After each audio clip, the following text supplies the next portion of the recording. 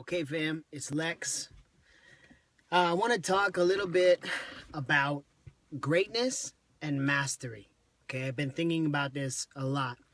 Um, Many of you know that I am a ridiculous sports fan, and there's a lot of conversation going on as the NBA Finals are coming up about Steph Curry and LeBron and the being the GOAT, right, the greatest of all time, and all this stuff. And I've been thinking a lot about greatness, and I've been thinking a lot about our own personal lives, right? And this way in which we feel like, in order for us to live up to being special, quote unquote, we have to be great.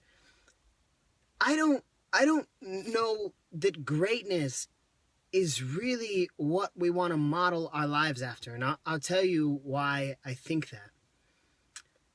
I think when it comes to greatness, right, and these are kind of ubiquitous terms where we don't really have a necessarily a great definition for the way that our culture relates to them. So the cultural concept of greatness is maybe different than, say, like the dictionary definition of greatness, right?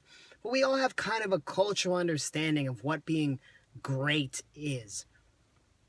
I think that greatness requires a particular temperament, and I think that it's a temperament that is not necessarily well suited to a joyful life. Okay? I think when you look at historical examples of GOATs, greatest of all times, there's kind of a screw loose. I think we can agree that there's a little bit of a screw loose with the people that are great. But we all want to achieve that in some way. I mean, even if maybe our life isn't modeled after chasing after greatness per se, there's this concept that you have to want greatness. And I don't know that that really equates to a well-balanced, healthy life. People who chase after that greatness, I think, have a temperament that is so single focused, that is so singular, that is so willing and able to sacrifice everything else, that their entire being becomes focused on this thing. And it oftentimes, what you see is a sacrifice of other aspects of their life. If you look at, for example, at, say, Michael Jordan, who I think is, relatively the undisputed greatest of all time when it comes to basketball. And we won't get into the nuances of that. Everybody knows who Michael Jordan is.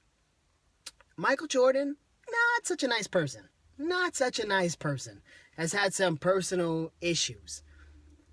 There's a way in which greatness has to do with conquering. It has to do with making that thing kind of succumb to your will, your pure determination to dominate that thing that you are doing. This how I relate to greatness. Let me say that. I don't think that we have a cultural understanding of greatness that looks at the holistic aspect of people. Like, oh, that person's great because they're really good to their spouse and they're great with their kids and they seem to have, long-lasting relationships with their coworkers or whatever the case is, right? Greatness seems to be about dominating that one aspect of their life. Mastery is about falling in love with something. Even though the word mastery, I think we can easily associate with mastering, right? With dominating. It's not really about dominating. It's really about falling in love and going deeper down into something in a way that lets you continuously grow and develop within that thing. Mastery is possible in any and every task. So let's say your job is the guy that staples the reports at work. You can master that task, and you can continue to develop within that task. Mastery isn't about the dominance. It's about a relationship with that thing that you're doing. I do think that mastery is something we can strive to because it's something that continuously asks you to evolve, that continuously asks you to grow within that thing. There's a great quote about when you love something enough, it reveals its secrets to you. I don't know about you, but if you've ever been doing something for a long time and you feel like you really have a solid competency on it, and then you continue working on those skills, it feels like you can go forever learning nuances. When I first started working out, it was like just learning how to do the basic movements, literally just learning how to do a particular stretch, or just learning how to do a barbell curl correctly, or whatever that thing is. And then you start to learn like, oh, look, I have a muscle in my leg. And then as you begin to develop more and more competency, it's like, oh, I've got 6 muscles in my leg, and each of them do a different thing. And if I do this thing, it lets me work out this particular muscle. Mastery is like that. It allows you to see deeper and deeper and deeper into that thing that you're doing. So even if you're just the guy that staples the reports at work, which is fine, if you are that guy, great. You can still develop within that. You can develop different techniques. You can develop a different understanding for the way that things are stacked, or things are piled, or whatever. I know it's a silly example, but your life is like that. Everything, you are capable of developing that loving relationship with that thing that you're doing that will allow you to experience that sense of mastery. Mastery does not require you to arrive anywhere. It requires you to be in loving relationship with the things that you are doing. If you happen to be one of those people who is lucky enough that the thing they want to do is also the thing that allows them to survive in this world where you have to make money and you have to have a job and you have to do those things, you are very, very fortunate. And that mastery, you can turn that into your life's work.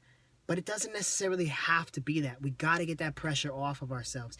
If you're the guy that staples reports at work, that is just as, has the potential to be just as fulfilling as somebody who goes out and solves world hunger.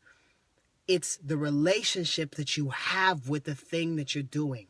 That's what grows you. That's what allows you to evolve. That's what allows you to fall, deeper and deeper in love with that thing. It's not about conquering it. It's not about being the greatest at the sacrifice of everything else in your life. It's not about having to push everything aside and have a singular focus on dominating this one thing, because inevitably, if you feel like you've ever arrived, which I suspect you never will, if you feel like that and your entire life has been predicated on dominating this thing, then there's nothing left after you've done that. It will feel like that. It will feel that hollow.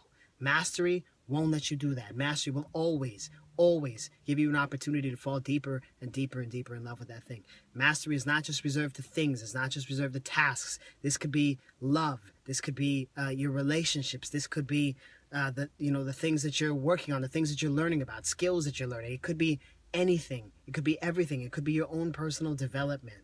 But I think we need to break away from this concept of being the greatest of anything, or of pursuing greatness per se, and allow ourselves to experience mastery. Give yourself permission to fall in love with something so much that you just want to learn it forever.